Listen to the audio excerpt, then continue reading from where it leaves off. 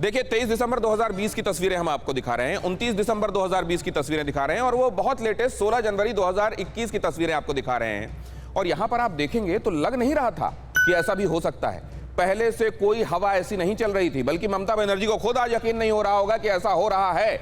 जरा देखिए, यहां पर दिल्ली में किसानों के साथ 23 दिसंबर 2020 को ममता बनर्जी की पार्टी की लाइन टो करती हुई उनकी सांसद दिखाई दे रही हैं। पदयात्रा में ममता के साथ बोलपुर में पदयात्रा जब हुई थी, अमित शाह के बोलपुर की यात्रा के बाद ऐन उसी तरह जवाब देने की कोशिश में तो शताब्दी साथ में दिखाई दी थी।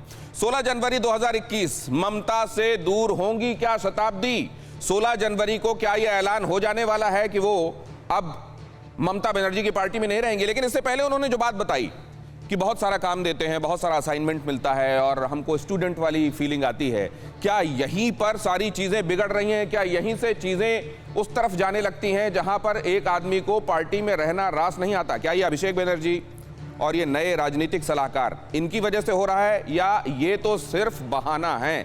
जरा ये भी समझें जरा जल्दी से इस बारे में प्रोफेसर संगीत रागी की ठीक मारा तुमने मुझे, रोना तो मुझे था ही, ये हो रहा है क्या? देखिए गौतम जी, जो राजनीतिक संगठनों का जो काम करने का तरीका होता है वो कॉरपोरेट से अलग होता है।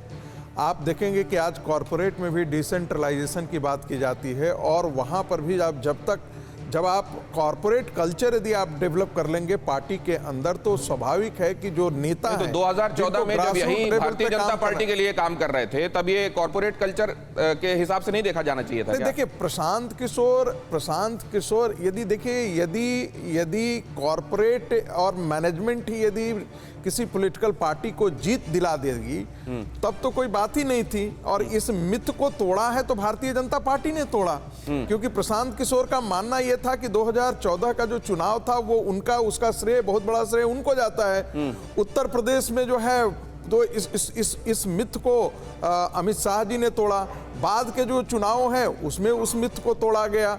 तो ये जो उन्होंने जो एक पूरा तरीका बनाया काम करने का, आपने देखा होगा कि सिर्फ बिहार की राजनीति में भी जेडीयू के अंदर भी प्रशांत किशोर के खिलाफ विद्रोह पैदा हुआ था। परवाह देश की, सोमवार से शुक्रवार रात 10 बजे TV9 भारतवर्ष पर।